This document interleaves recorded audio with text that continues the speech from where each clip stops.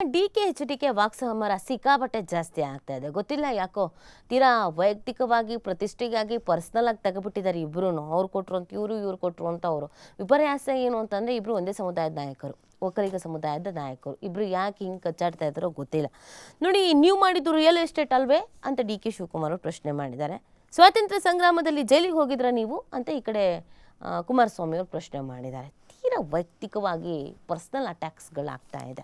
So ಏನೇನಾಯಿತು, ಇಬ್ಬರು ಸ್ಟೇಟ್ಮೆಂಟ್ಗಳನ್ನ ಒಂದ್ಸತಿ recall ಮಾಡ್ಕೊಬಿಡೋಣ. ಇದು ಸಿ.ಎಂ ಡಿ.ಕೆ. ಶಿವಕುಮಾರ್ ಅವರ ಒಂದಷ್ಟು ಸ್ಟೇಟ್ಮೆಂಟ್ಗಳು. ಅದು ಎಲ್ಲದಕ್ಕೂ ಕೌಂಟ್ರ್ ಕೊಟ್ಟಿದ್ದಾರೆ ಇವರು. ನೋಡ್ತಾ ಹೋಗೋಣ. ಜೈಲಿಗೆ ಹೋಗುವ ದಿನ ಹತ್ತಿರ ಬಂದಿದೆ ಅಂತ ಕುಮಾರಸ್ವಾಮಿ ಹೇಳಿದ್ದಾರೆ. ನಾನು ಸಿದ್ಧನಿದ್ದೇನೆ. ಈಗಾಗಲೇ ಕೃಷ್ಣನ ಜನ್ಮಸ್ಥಳದಲ್ಲಿ ಇದ್ದವನು ಕುಮಾರನನ್ನು ಬಂದು ಭೇಟಿ ಮಾಡಿದರು. ನನ್ನನ್ನು ಮತ್ತೆ ಜೈಲಿಗೆ ಕಳಿಸಬೇಕು ಎಂಬ ಸಂಕಲ್ಪವನ್ನು ಅವರು ಮುಂದುವರಿಸಲಿ. ತಮ್ಮದೇ ಕಣ್ಣೆದುರೇ ಮತ್ತೊಬ್ಬರು ಬೆಳೆಯಬಾರದು ಎಂಬ ಅಸೂಯೆ ಇದಕ್ಕೆಲ್ಲ ಕಾರಣ ಅಂತ ಹೇಳಿದ್ದಾರೆ. ಬಿಡದಿ ಟೌನ್ಶಿಪ್ಗೆ 2006ರಲ್ಲಿ ಅಧಿಸೂಚನೆ ಹೊರಡಿಸಿದೆ ಕುಮಾರಸ್ವಾಮಿ. DLFನಿಂದ 400 ಕೋಟಿ ಕಟ್ಟಿಸ್ಕೊಂಡು ಟೌನ್ಶಿಪ್ ನಿರ್ಮಾಣದ ಜವಾಬ್ದಾರಿ ನೀಡೋಕೆ ಮುಂದಾಗಿದ್ರು. 15 ದಿನದಲ್ಲಿ ಭದ್ರತಾ ಠೇವಣಿ ಕಟ್ಟುವಂತೆ ಪತ್ರ ಬರೆದಿದ್ರು. DLF ಒಂದು ರಿಯಲ್ ಎಸ್ಟೇಟ್ ಕಂಪನಿ ಎಂಬುದು ಆಗ ಅವ್ರಿಗೆ ಗೊತ್ತಿರಲಿಲ್ವಾ ಅಂತ ಇವ್ರು ಪ್ರಶ್ನೆ ಮಾಡ್ತಾ ಇದ್ದಾರೆ. ಬಿಡದಿ ಸುತ್ತಲ ಗ್ರಾಮಗಳ ತಾಯಂದಿರು ಯಾವ ಅಧಿಕಾರಿಗಳಿಗೂ ಪೊರಕೆ ಏಟು ಹೊಡೆಯುವ ಅಗತ್ಯ ಇಲ್ಲ. ನಾನು ತಪ್ಪು ಮಾಡಿದರೆ ನನಗೆ ಹೊಡಿಲಿ. ದೇವೇಗೌಡರನ್ನ ಇಳಿ ವಯಸ್ಸಿನಲ್ಲಿ ಗಾಂಧಿ ಪ್ರತಿಮೆ ಮುಂದೆ ಧರಣಿ ಕೂರಿಸಿ ಅವರ ಮನಸ್ಸನ್ನು ವಹಿಸೋಕೆ ನಂಗೆ ಇಷ್ಟ ಇಲ್ಲ ಅಂತ ಹೇಳಿದ್ದಾರೆ. ಬಿಡದಿ ರೈತರನ್ನ ಒಕ್ಕಲೆಬ್ಬಿಸೋಕೆ JDS BJP ನೇತೃತ್ವದ ಸರ್ಕಾರ ಅವಧಿಯಲ್ಲೇ ಯತ್ನ ನಡೆದಿತ್ತು. ರೈತರ ಭೂಮಿ ಖಾಸಗಿ ಸಂಸ್ಥೆಗಳಿಗೆ ಹಸ್ತಾಂತರಿಸೋಕೆ ಕುಮಾರಸ್ವಾಮಿ ಅಧಿಕಾರಿಗಳಿಗೆ ನಿರ್ದೇಶನ ನೀಡಿದ್ರು. ಅದು ರಿಯಲ್ ಎಸ್ಟೇಟ್ ದಂಧೆಯಾ ಅಥವಾ ಕುಮಾರಸ್ವಾಮಿ ಕುಟುಂಬದ ದಂಧೆನಾ ಅಂತ ಡಿ.ಕೆ. ಶಿವಕುಮಾರ್ ಅವರು ಪ್ರಶ್ನೆ ಮಾಡಿದ್ದಾರೆ. ಒಂದು ಸ್ವಲ್ಪ ಈ ಅಗ್ರೆಸಿವೋ ಅಥವಾ ಭಾವುಕವೋ ಗೊತ್ತಿಲ್ಲ. ಈ ಸ್ಟೇಟ್ಮೆಂಟ್ ಕೊಡಬೇಕಾದ್ರೆ ಅವರ ವಾಯ್ಸು, ಅವರ ಹಾವಭಾವ ವೇರಿಯೇಷನ್ಸ್ ಇತ್ತು. ಒಂದ್ಸತಿ ನೀವೇ ಕೇಳಿಸ್ಕೊಳ್ಳಿ ಗೊತ್ತಾಗುತ್ತೆ. ನಿನ್ನೆ ಬಿಡದಿಯಲ್ಲಿ ನಡೆದಂಥ ಘಟನೆ ನನ್ನ ಮನಸ್ಸಿಗೆ ಬಹಳ ನೋವಾಗಿದೆ. ರಾಜಕೀಯವಾಗಿ ಪ್ರೇರಿತವಾಗಿ ನಡೀತಿರೋಂಥ ಒಂದು ಕುಮ್ಮಕ್ಕಿನಿಂದ ಇದು ನನ್ನ ಕನಸಿನ ಯೋಜನೆ ಅಲ್ಲ, ನಿಮ್ಮ ಯೋಜನೆ. ನಿಮ್ಮ ಯೋಜನೆಗೆ ಮುನ್ನುಡಿ ನೀವು ಬರೆದಿದ್ದೀರಿ, ಹೆಜ್ಜೆ ಹಾಕಿದ್ದೀರಿ. ಯಾರಿಗೂ ಬಲವಂತ ಮಾಡುವಂಥ ಪ್ರಶ್ನೆ ಇಲ್ಲಿ ಬರುವುದಿಲ್ಲ. ಯಾರು ಬೇಕಾದ್ರೆ ಸರ್ಕಾರಕ್ಕೆ ಭೂಮಿ ಕೊಡ್ಬೋದು. ಇದು ಯಾವ ಕಾರಣಕ್ಕೂ ಪ್ರೈವೇಟ್ ಇನ್ವೆಸ್ಟ್ಮೆಂಟು, ಪ್ರೈವೇಟ್ ಅವ್ರ ಹತ್ರ ನಾವು ದಂಧೆ ಮಾಡೋಂಥ ವಿಷಯ ಇಲ್ಲ. ಇದು ಸರ್ಕಾರದ ಯೋಜನೆ ನಡೀತದೆ. ಸರ್ಕಾರ ಯಾವ ರೂಪಕ್ಕೆ ಆಗಬೇಕು ಆಗ್ತದೆ. ಯಾರು ಕೊಡ್ತಾರೆ ಅವ್ರು ತಗೊಳ್ತೀವಿ. ಬೇರೆಯವರು ನೀವು ನಿಮ್ಮ ಗೌರವದಿಂದ ನಿಮ್ಮ ಆಸ್ತಿ ಪಾಸ್ತಿಯನ್ನು ಮಾಡ್ಕೊಳ್ಳಿ.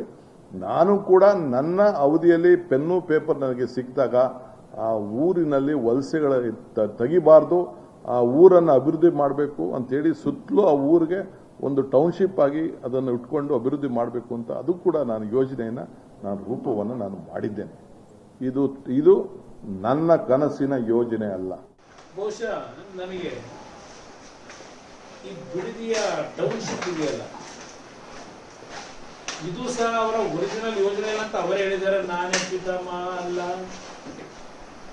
ನನ್ನ ಕನಸಿನ ಕೂಸು ಅಲ್ಲ. ಆಮೇಲೆ ಇನ್ನೊಂದು ಪದ ಬರ್ತಾರೆ, ನನಗೆ ಆಗ್ಬೇಕಾಗಿಲ್ಲ ಅದೆಲ್ಲ ಹೇಳಿದ್ದಾರೆ. ಅವಶ್ಯಕತೆ ಈ ಯೋಜನೆ ಕೈಯಾಕ ಹಾಕೊಂಡವ್ರೆ, ಇವ್ರಿಗೆ ಅವಶ್ಯಕತೆ ಇರುವಂತೆ. ಮತ್ ಯಾರಿಗ ಅವಶ್ಯಕತೆ ಇದೆ? ಇದು ಡೆಲ್ಲಿಲಿ ಅವ್ರನ್ನ ಕರ್ಕೊಂಡು ಕೂರ್ಸೋರಲ್ಲ, ಈಗ ಅವರಿಗೆ ಮಾಡಂತ ಹೇಳಿ ಕಳಿಸಿದ್ರು. ಇಲ್ಲ ನಾನು ಹೇಳಿದ್ದೀನಿ, ಏನೋ ಬೆಂಗಳೂರು ನಗರ ಬ್ರ್ಯಾಂಡ್ ಮಾಡ್ತೀನಿ ಅದೇನೋ ಹೇಳ್ಕೊಂಡವ್ರ ಎಲ್ಲ. ಇದು ಬ್ರ್ಯಾಂಡ್ ಬೆಂಗಳೂರು ಮಾಡ್ತೀವಿ, ಅದೇನೋ ಬೆಂಗಳೂರು ಇದು ವಿಶ್ವಕ್ಕೆ ಮಾದರಿ ಮಾಡ್ತೀವಿ ಅಂತ ಹೇಳ್ತಾ ಇದ್ರಲ್ಲಪ್ಪ. ಈಗ ಅವತ್ತು ಮಾಡಿದ್ರಲ್ಲ, ಸಿಂಗಾಪುರ ಮಾಡ್ತೀವಿ ಅಂತ ಹೇಳಿ ಆ ಬೆಂಗಳೂರು ನಗರ ಮುಂದಿನ 50 ವರ್ಷಕ್ಕೆ ಯಾವ ರೀತಿ ಆಗ್ಬೋದು ಅನ್ನೋದನ್ನ ಕಿಂಚಿತ್ ಯೋಚನೆ ಮಾಡಿದೆ. ಅವತ್ತು ನೀವು ಮಾಡದಂತ ಬೆಂಗಳೂರಿನ ಅಭಿವೃದ್ಧಿ ಇದೆಯಲ್ಲ, ಅದರ ಫಲ ಇವತ್ತು ಬೆಂಗಳೂರಿನ ನಾಗರಿಕರು ಅನುಭವಿಸ್ತಾ ಇರ್ತಕ್ಕಂಥದ್ದು. ಎಲಿವೇಟೆಡ್ ರೋಡ್ ನ ಮಾಡಬೇಕು ಅಂತ ಹೇಳಿ 2006ರಲ್ಲೇ ತೀರ್ಮಾನ ಮಾಡಿದ್ದೆ. 5 ಟೌನ್ಶಿಪ್ ಮಾಡಬೇಕು ಅಂತ ತೀರ್ಮಾನ ಮಾಡಿದವನು ನಾನೇ. ನಾನು ಇಲ್ಲ ಅಂತ ಎಲ್ಲೂ ಹೇಳಿಲ್ಲಪ್ಪ. ಗೌರವಾನ್ವಿತ ಮುಖ್ಯಮಂತ್ರಿಗಳೇ, ನಾನು 3 ಬಾರಿ ಹೇಳಿದ್ದೀನಿ, ನಾನೇ ಮಾಡಬೇಕು ಅಂತಕ್ಕಂಥ ಯೋಜನೆಯನ್ನ ತರಬೇಕು ಅಂತ ಹೊರಟವನು ಅಂತ ನಾನೇ ಹೇಳ್ತಾ ಇದ್ದೀನಿ. ಬಹುಶಃ ನನಗೆ ಸೊ ಇವರಿಬ್ಬರು ಸ್ವಲ್ಪ ವೈಯಕ್ತಿಕವಾಗಿ ಚರ್ಚೆಗಳನ್ನು ಮಾಡ್ಕೊಳ್ತಾ ಇದ್ದಾರೆ. ಅಧಿಕಾರ ಶಾಶ್ವತ ಅಲ್ಲ, ಎಲ್ಲವನ್ನೂ ಕಾಲ ನಿರ್ಧಾರ ಮಾಡಲಿ. ಉತ್ತಮ ಅವಕಾಶ ಒಂದು ಸಿಕ್ಕಿದೆ, ಸರಿಯಾಗಿ ಕೆಲಸ ಮಾಡಿ ಗೌರವ ಉಳಿಸ್ಕೊಳ್ಳಿ. ಸತ್ಯ ಹೊರಗೆ ಬರಲಿದೆ, ಅದಕ್ಕೆ ಬಹಳ ಕಾಯಬೇಕಾಗಿಲ್ಲ. ಶಿವಕುಮಾರ್ ಅವರ ಹಿನ್ನೆಲೆಯೇ ಹಾಗಿದೆ, ಅದನ್ನು ಬದಲಾವಣೆ ಮಾಡೋಕ್ಕೆ ಸಾಧ್ಯವೇ? ಕರಿ ನಾಯಿಯನ್ನು ಬಿಳಿ ನಾಯಿ ಮಾಡೋದಕ್ಕೆ ತೆನಾಲಿ ರಾಮ ಹೊರಟ ಅದನ್ನು ಮಾಡೋದಕ್ಕೆ ಸಾಧ್ಯವೇ ಅಂತೆಲ್ಲ ಕುಮಾರಸ್ವಾಮಿ ಅವರು ಕೂಡ ಮಾತನಾಡಿದ್ದಾರೆ. ಇಬ್ಬರೂ ಕೂರಿಸ್ಕೊಂಡು ಯಾರು ಹಿರಿಯ ನಾಯಕರು ಮಾತಾಡೋದು ಸೂಕ್ತ ಅಂತ ಕಾಣಿಸುತ್ತೆ. ಇಲ್ಲಾಂದರೆ ಇದು ತೀರಾ ಪರ್ಸ್ನಲ್ ಆಗಿಬಿಡುತ್ತೆ.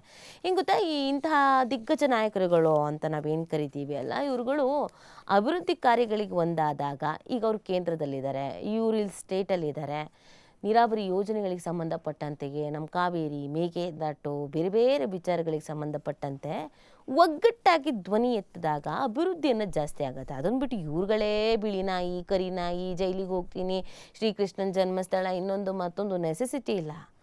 ಏನಕ್ಕೆ ಈ ಥರ ಆಡ್ತಾ ಇದ್ದಾರೆ ಅನ್ನೋದು ಮಾತ್ರ ಅರ್ಥ ಆಗ್ತಾ ಇಲ್ಲ.